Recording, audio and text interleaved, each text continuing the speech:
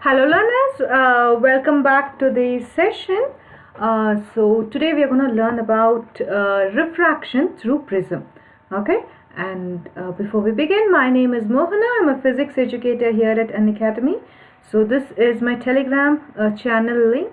So you can follow me through my Telegram channel, and this is the common ICSE and ISC both channel. So you can follow this channel as well. Okay, and with this note, let's see. First, let's basically understand what is a prism, right? Just give me one moment.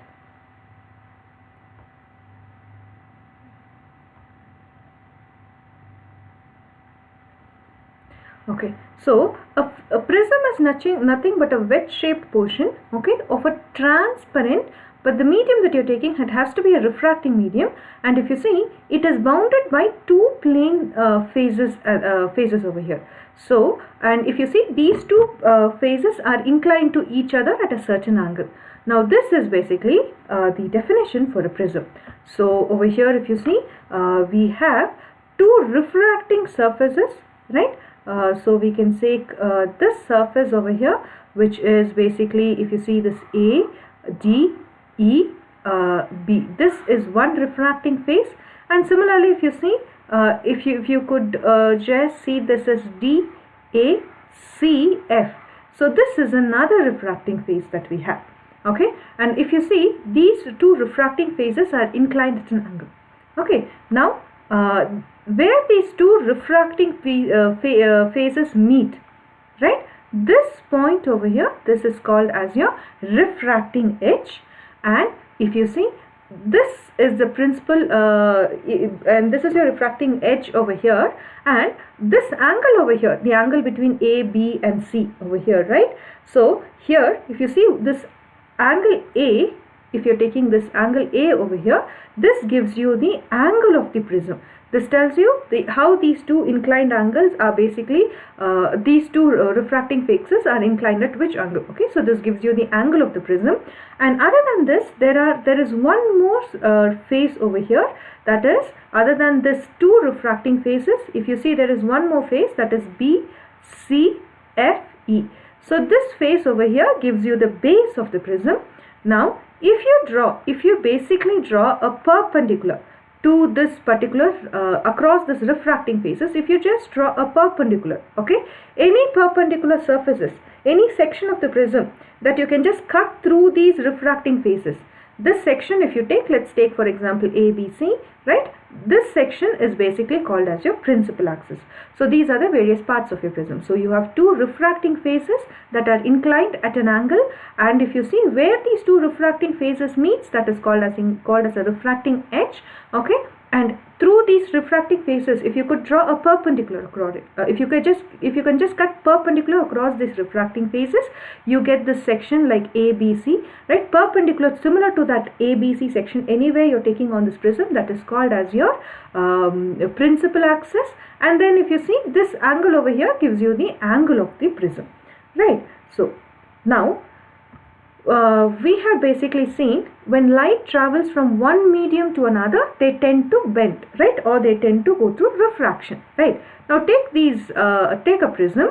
Now let's see how light refracts through a prism. Now take the side AB over here. This is one refracting phase, right? This side AB we are seeing is nothing but one refracting phase we have on this side.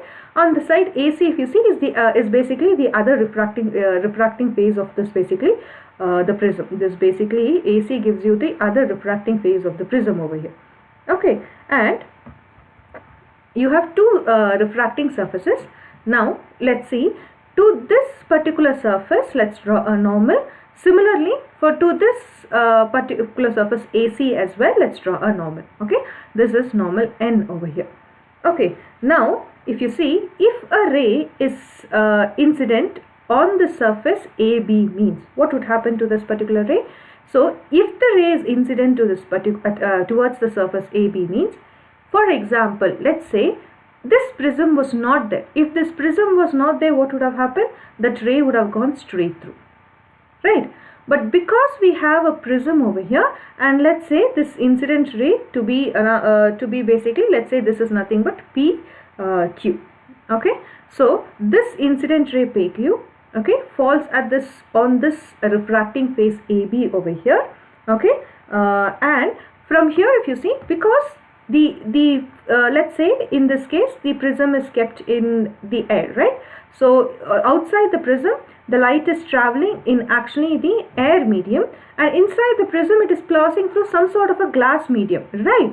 So what we see is the ray of light is passing from one medium to another, okay. In this case if you see, it's going from a in this case if you see, it is going basically from a rarer medium to inside this particular medium. Let's say this prism is basically, in this case it is a denser medium. So when the ray of light goes from rarer to denser medium, what would happen? It would tend to bend towards the normal, right? So if this is the normal, right, if this is the normal over here, see, it is not, it is this ray of light over here is tending to bend towards this normal over here. Okay, so let's take this ray that is passing inside this prism over here as let's take this particular surface to be Q, and let's say this side it is R. Okay, now very simple. Okay, thank you for that, Akshay. And over here if you see, the incident angle makes with the normal over here, this is called as angle of incidence, and the angle this refracted ray inside, that is QR, makes with the normal, let's call it as angle of refraction R. Okay, now as soon as this incident ray travels inside, it goes into the after getting refracted, right, inside the prism, when it reaches this refracting face AC over here, now what happens there? Now when it meets this particular face over here, now it is going from a denser, right, as it emerges out of the prism, it is going from a denser to a rarer medium again. So as it goes from the denser to the rarer medium, what would happen? The ray of light will tend to bend away from the normal, right? So in this case, this is your normal over here. Now if you see, the ray is not even going straight, it is bending away from the normal over here, right? So this angle over here, where this particular ray QR meets this particular face AC over here, this angle between this ray and between the ray QR and the normal R, let's take this particular angle as R dash again, and the angle over here, the normal makes with the emergent ray over here, okay. Let's say the emergent ray is RS, the angle makes with the angle between the normal and the emergent ray, let's take it as angle of emergence, and you could take it as E, or in some books you take it as I dash also, right? Let's take it as E over here. Okay, now if you just see, okay, if you look at the ray over here, that is RS, it appears as if this prism was not there, it will appear as if it is coming somewhere from here, right? So you extend the ray over here, okay, and if you see where this particular that is basically what we have over here, we have a ray, right, that is if in case the prism was not there, that would have basically gone straight through, right? So one ray we have that if the prism was not there, it would have gone straight through.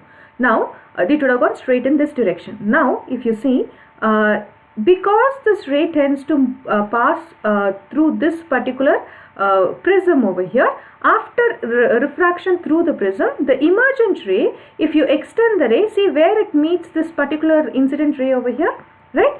This angle, okay, this particular angle between these two phases that we are seeing over here, this gives you the angle of, this gives you basically the angle of deviation, okay, we take it as delta, okay.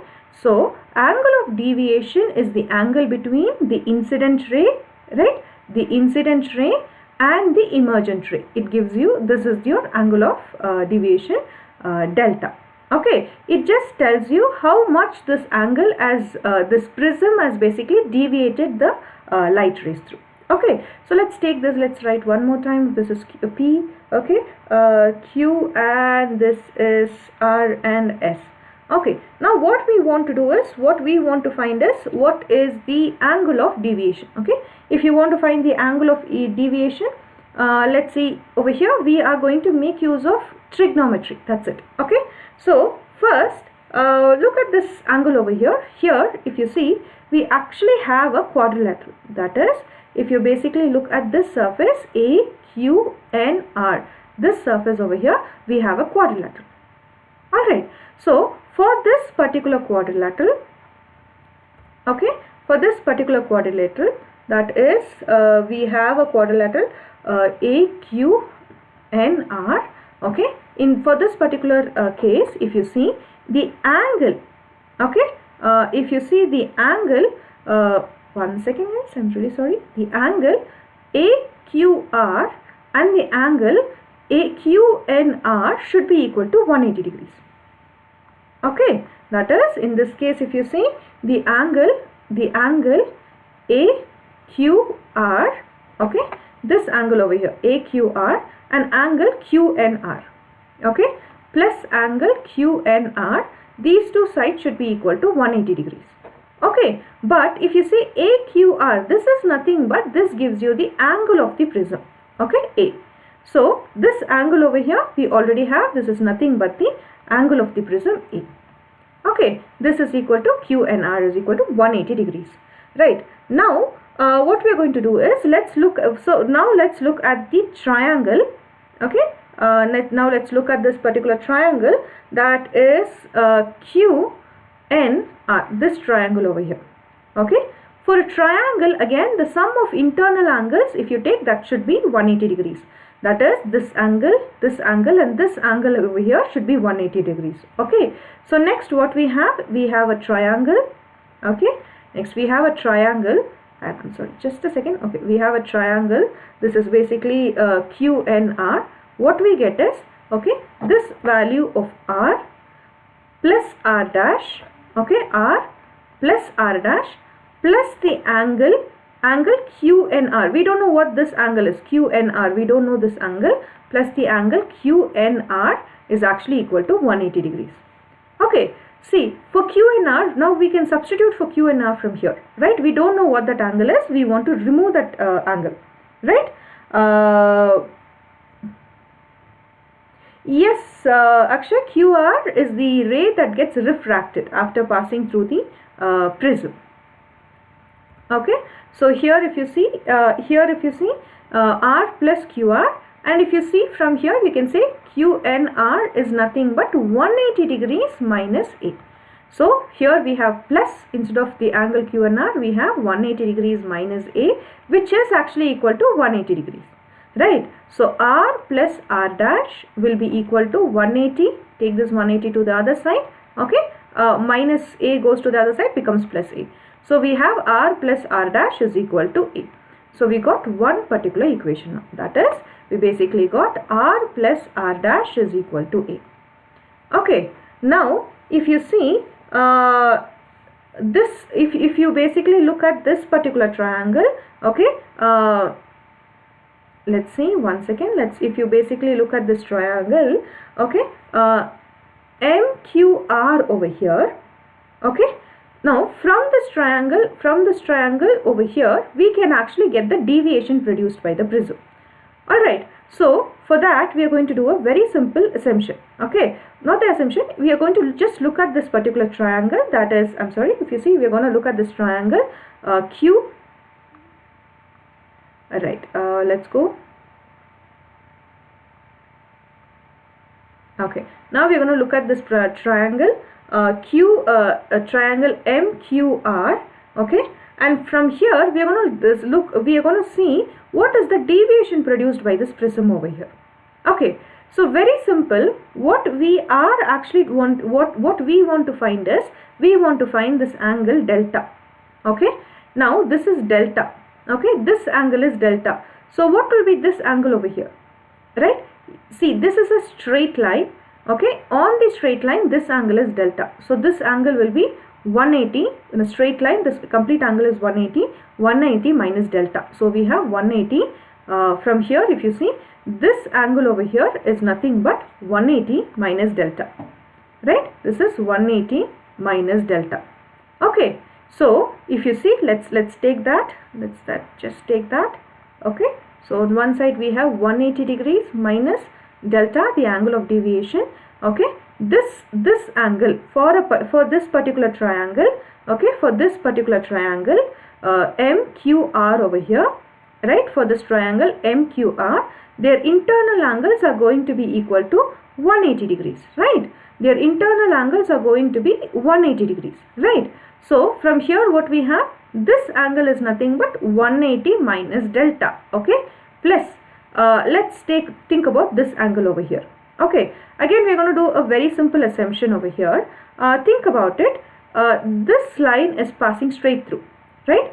So with this line and with the normal over here, we got the angle I, right? So if you, the extended ray over here and this angle, if you look at, right, this case over here, that is basically if you look at this ray and this line again, if this angle is I means, if this particular angle is I means, okay, then obviously this entire angle we have on the other side. That is, if this angle is I means, this angle is also I. Why? It is the same straight lines, right? Opposite angles will basically be I. So this is the incident ray extended and this is normal. So what the incident ray makes with the normal is angle of incidence. So this angle is I. So if this angle is I means, what we want is just this angle over here.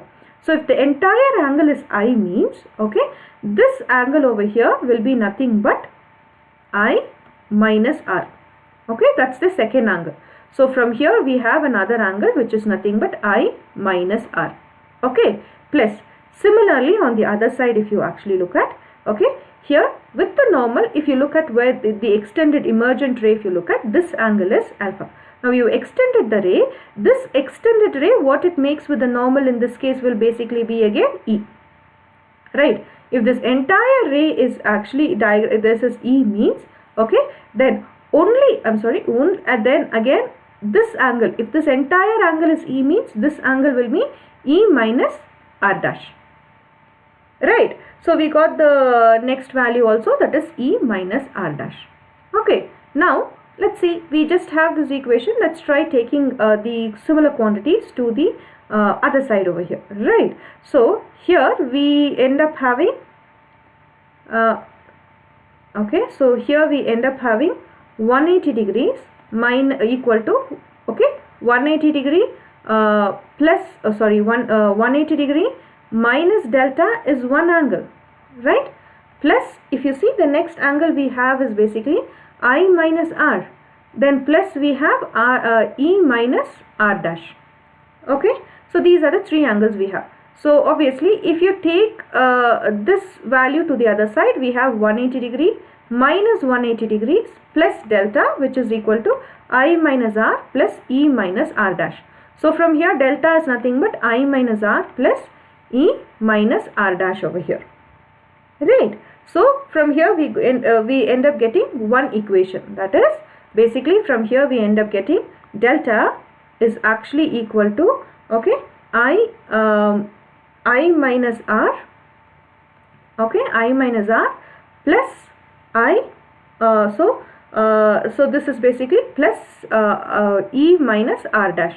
So I minus R is nothing but the deviation produced on the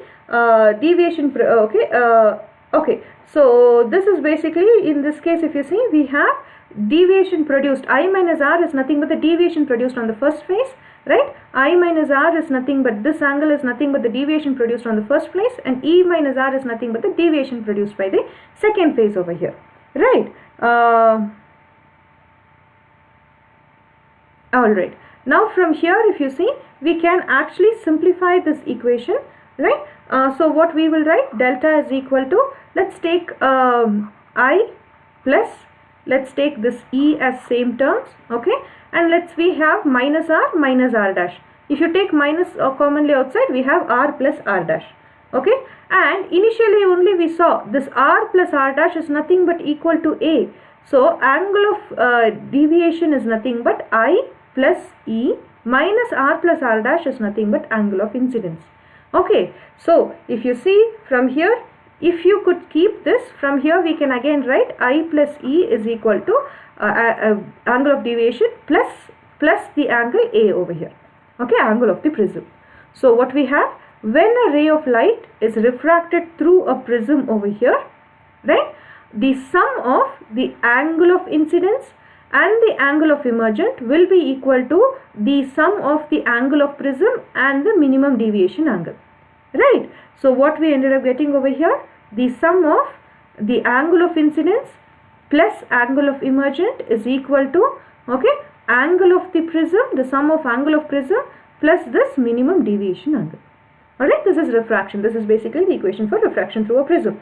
Now, what are the factors on which this particular minimum deviation depends upon, or deviation depends upon? Okay, what are the factors on which the deviation angle depends upon? Okay, so basically the deviation angle depends upon, right, it basically depends upon the angle of the prism, right, angle of prism, and it also depends upon what sort of material the prism is made of.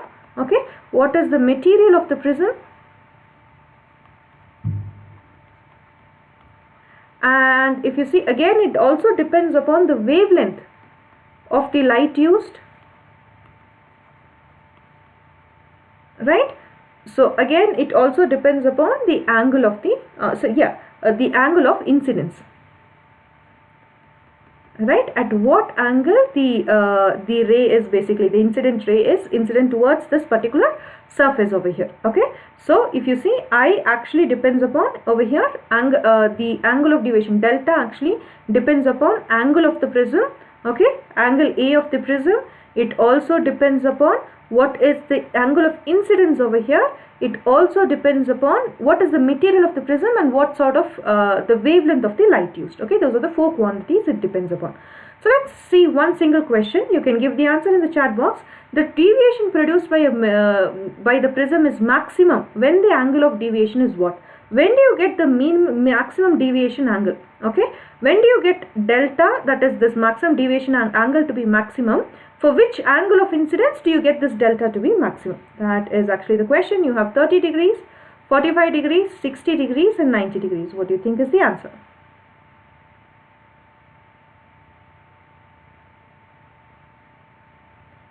Okay, so if you actually look at this picture over here, see, if in case, let's say the ray is coming parallel, it just grazes the surface over here. Yes, Akshay, that is actually the right answer. If it grazes the surface over here, what would you see? The ray, if this prism is not there, would have gone straight through, right? Now, if you extend this ray over here, even if it is grazing through the surface, if you extend the ray over here now and see where the emergent ray and this incident ray is actually meeting. Okay, this angle that we get is obviously more than in the previous cases. Right, so when angle of incidence is 90 degrees, then we get a maximum. Then the deviation produced by the prism, that is this angle over here, becomes maximum. So when angle of incidence is 90 degrees, the deviation produced by the prism is maximum. So next question, very simple, angle of deviation of the prism. Quick recap, what is angle of deviation of the prism? What did we study the formula to be as? Angle of deviation of the prism is given by I over here is angle of incidence, E is angle of emergent, A is basically angle of the prism. Option A, yes, that is actually right, Akshay. So here if we saw that angle of incidence plus angle of emergence is equal to angle of minimum deviation plus angle of the prism. So angle of minimum deviation, delta, will be equal to angle of incidence plus angle of emergence minus angle of the prism. So option A is the right answer. Now we have the next question. The last question for today's class. A ray of light passes through an equilateral prism, okay, such that the angle of incidence is equal to angle of emergence. If the angle of emergence is 2/3 times the angle of the prism, we just want to calculate the angle of deviation of the glass prism. What is the angle of deviation of the glass prism? This is the question asked. Okay, very simple. If you actually look at an equilateral prism, okay, the angles on all sides of this prism will be 60 degrees, right? All sides over here will be 60 degrees. So for an equilateral prism, angle of the prism is nothing but equal to 60 degrees. Okay, and from the question we can also see, that the angle of incidence is equal to angle of emergence.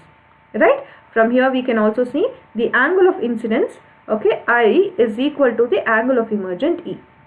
Okay, now also the question says angle of emergence is 2/3 the angle of the prism. That is, angle of emergent is 2/3 the angle of the prism. Knowing this, we have to find deviation. We have to find what is the deviation produced by the prism. So the deviation produced by the prism, that is this delta, is actually given by I plus E minus A. Right, this gives you the deviation produced by the prism. Right, so let's see. Here from this particular quantity, we know E is nothing but 2/3 of A. What is the value of an A over here?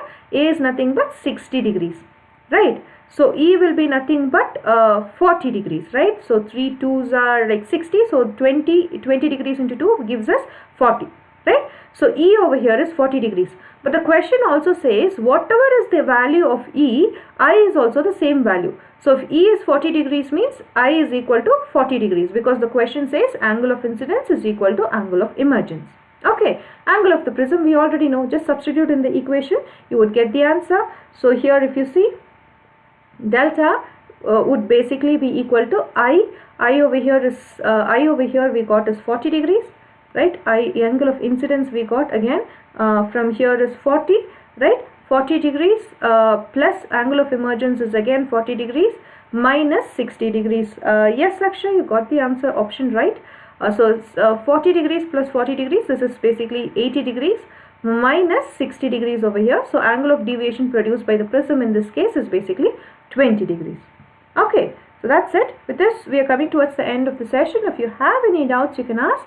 And once again, if you just go to the download the app, or if you go to the website, okay, click on this option self study, okay, and click from here, try to go to free live classes. Alright, so there will be a lot of free live classes happening on the Unacademy platform. And also next week the rest of the concepts from Prism we will be covering in that free class. It's a totally free class, so all of you can join. So do enroll for the class, and with that note we are coming towards the end of today's session. So if you like the video, share it among your friends. So do subscribe to the channel, so before any class could go live you would get the notification, and also click on the bell icon to get notification of all the classes that would go live as well. So I'll see you all in the next week. Bye.